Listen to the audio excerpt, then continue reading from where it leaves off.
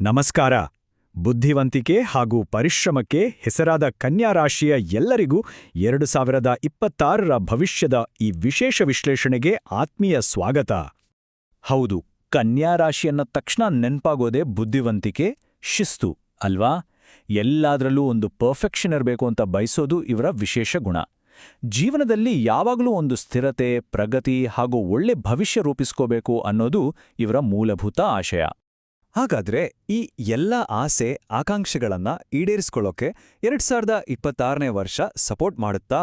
ಅನ್ಕೊಂಡಿದ್ದೆಲ್ಲ ನಿಜವಾಗೋ ವರ್ಷ ಇದಾಗುತ್ತಾ? ಬನ್ನಿ, ಇದರ ಬಗ್ಗೆ ಇನ್ನಷ್ಟು ಆಳವಾಗಿ ತಿಳ್ಕೊಳ್ಳೋಣ.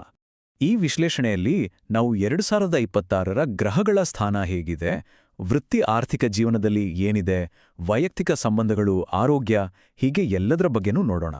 ಜೊತೆಗೆ ಕೆಲವು ಸರಳ ಪರಿಹಾರಗಳ ಬಗ್ಗೆನೂ ಮಾತಾಡೋಣ. ಸರಿ, ಮೊದಲನೇದಾಗಿ 2026ರಲ್ಲಿ ಗ್ರಹಗಳ ಸ್ಥಿತಿಗತಿ ಹೇಗಿದೆ ಅಂತ ನೋಡೋಣ. ಯಾಕಂದ್ರೆ ವರ್ಷದ ಭವಿಷ್ಯ ನಿಂತಿರೋದೇ ಇದರ ಮೇಲೆ ಅಲ್ವಾ?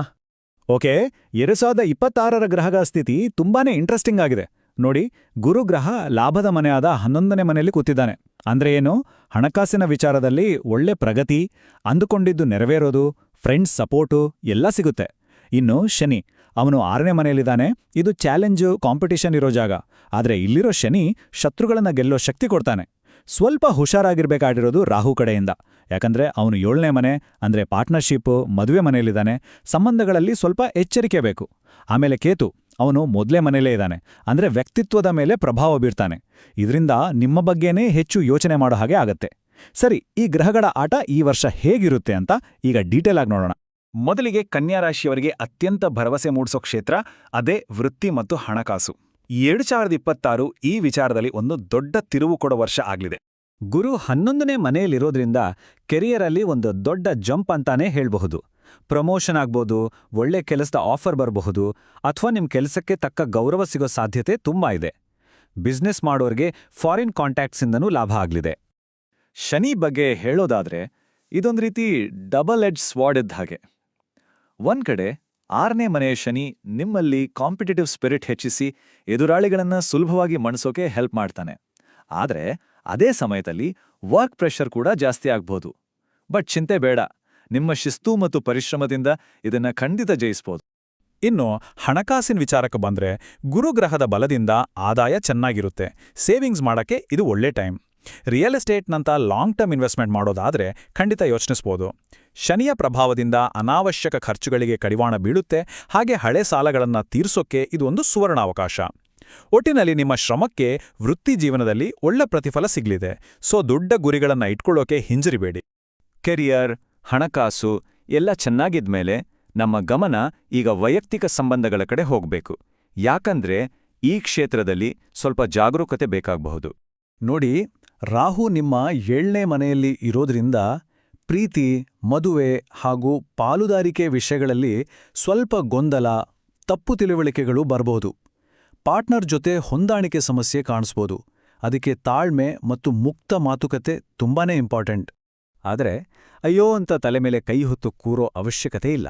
ಯಾಕಂದ್ರೆ ಗುರುಗ್ರಹದ ಶುಭ ದೃಷ್ಟಿ ಇರೋದ್ರಿಂದ ಫ್ರೆಂಡ್ಸ್ ಅಥವಾ ಫ್ಯಾಮಿಲಿ ಸಹಾಯದಿಂದ ಈ ಸಮಸ್ಯೆಗಳಿಗೆ ಪರಿಹಾರ ಖಂಡಿತ ಸಿಗುತ್ತೆ.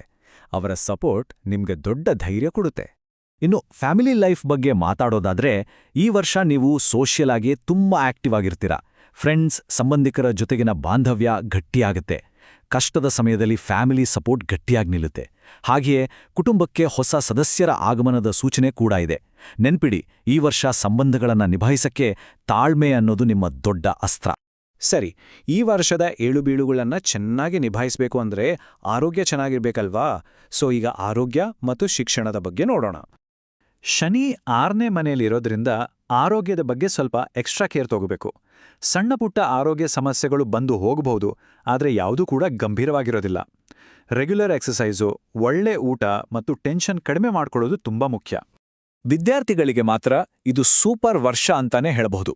ಗುರುಗ್ರಹದ ಬಲದಿಂದ ಓದಿನಲ್ಲಿ ಒಳ್ಳೆ ಸಾಧನೆ ಮಾಡ್ತಾರೆ. ಹೈಯರ್ ಸ್ಟಡೀಸ್ಗೆ ಹೋಗಬೇಕು ಅನ್ನೋರಿಗೆ ಅಥವಾ ಹೊಸ ಸ್ಕಿಲ್ಸ್ ಕಲಿಬೇಕು ಅನ್ನೋರಿಗೆ ಇದು ತುಂಬಾನೇ ಅನುಕೂಲಕರ ಸಮಯ. ಈ ವರ್ಷ ಆರೋಗ್ಯವೇ ಭಾಗ್ಯ ಅನ್ನೋ ಮಾತನ್ನ ಮಾತ್ರ ಮರಿಬೇಡಿ. ಓಕೆ, ಈ ಎಲ್ಲ ಗ್ರಹಗಳ ಪ್ರಭಾವವನ್ನ ಬ್ಯಾಲೆನ್ಸ್ ಮಾಡೋಕೆ, ಪಾಸಿಟಿವ್ ಎನರ್ಜಿಯನ್ನ ಹೆಚ್ಚಿಕೊಳ್ಳೋಕೆ ಕೆಲವು ಸರಳ ಪರಿಹಾರಗಳನ್ನ ನೋಡೋಣ ಬನ್ನಿ. ನಿಮ್ಮ ರಾಶ್ಯಾಧಿಪತಿ ಬುಧನ ಬಲಕ್ಕೆ ಪ್ರತಿದಿನ ಗಣೇಶನ ಪೂಜೆ ಮಾಡಿ, ಗುರುವಿನ ಅನುಗ್ರಹಕ್ಕಾಗಿ ವಿಷ್ಣು ಸಹಸ್ರನಾಮ ಪಠಿಸಿ, ರಾಹುಕೇತುಗಳ ಪ್ರಭಾವವನ್ನ ಕಡಿಮೆ ಮಾಡೋಕೆ ಹಣೆಗೆ ಶ್ರೀಗಂಧದ ತಿಲಕ್ಕಿಡಿ ಹಾಗೂ ಬಡವರಿಗೆ, ಅನಾಥರಿಗೆ ಸಹಾಯ ಮಾಡಿ. ಈ ಸಿಂಪಲ್ ಪರಿಹಾರಗಳು ನಿಮ್ಮಲ್ಲಿ ಪಾಸಿಟಿವ್ ಎನರ್ಜಿಯನ್ನ ಹೆಚ್ಚಿಸೋಕೆ ಖಂಡಿತ ಸಹಾಯ ಮಾಡುತ್ತವೆ. ಈ ವರ್ಷಕ್ಕೆ ಒಂದು ಪ್ರಮುಖ ಸಲಹೆ ಏನಪ್ಪಾ ಅಂದ್ರೆ, ಎಲ್ಲಾ ಸಂಬಂಧಗಳಲ್ಲಿ ಪ್ರಾಮಾಣಿಕವಾಗಿರಿ, ಪಾರದರ್ಶಕತೆ ಇರಲಿ. ಯಾವುದೇ ದೊಡ್ಡ ನಿರ್ಧಾರ ತಗೊಳ್ಳೋ ಮುಂಚೆ ಒಂದಕ್ಕೆ 2 ಬಾರಿ ಆಳವಾಗಿ ಯೋಚಿಸಿ ಮುಂದುವರಿಯಿರಿ. ಹಾಗಾದ್ರೆ ಬನ್ನಿ 2026ರ ಒಟ್ಟಾರೆ ಚಿತ್ರಣವನ್ನು ಒಮ್ಮೆ ನೋಡೋಣ. ವೃತ್ತಿ ಮತ್ತು ಹಣಕಾಸಿನಲ್ಲಿ ದೊಡ್ಡ ಮಟ್ಟದ ಯಶಸ್ಸು. ಪ್ರೀತಿ ಪಾಲುದಾರಿಕೆಯಲ್ಲಿ ತಾಳ್ಮೆ, ಎಚ್ಚರಿಕೆ ತುಂಬಾನೇ ಮುಖ್ಯ. ಆರೋಗ್ಯದ ಬಗ್ಗೆ ನಿರಂತರ ಗಮನ ಇರಲೇಬೇಕು. ನಿಮ್ಮ ಬುದ್ಧಿವಂತಿಕೆ ಮತ್ತು ಸರಿಯಾದ ಪ್ಲಾನಿಂಗ್ನಿಂದ ಯಶಸ್ಸು 100ಕ್ಕೆ 100ರಷ್ಟು ಸಾಧ್ಯ. ಕೊನೆಯದಾಗಿ ಹೇಳೋದಾದ್ರೆ, ಕನ್ಯಾ ರಾಶಿಯವರಿಗೆ 2026 ಒಂದು ಬದಲಾವಣೆಯ ವರ್ಷ. ಇಲ್ಲಿ ನಿಮ್ಮ ಶಿಸ್ತು ಮತ್ತು ವಿವೇಕ ನಿಮ್ಮನ್ನ ಒಂದು ಅದ್ಭುತ ಯಶಸ್ಸಿನತ್ತ ಕೊಂಡೊಯ್ಯುತ್ತೆ. ಈ ಅವಕಾಶವನ್ನ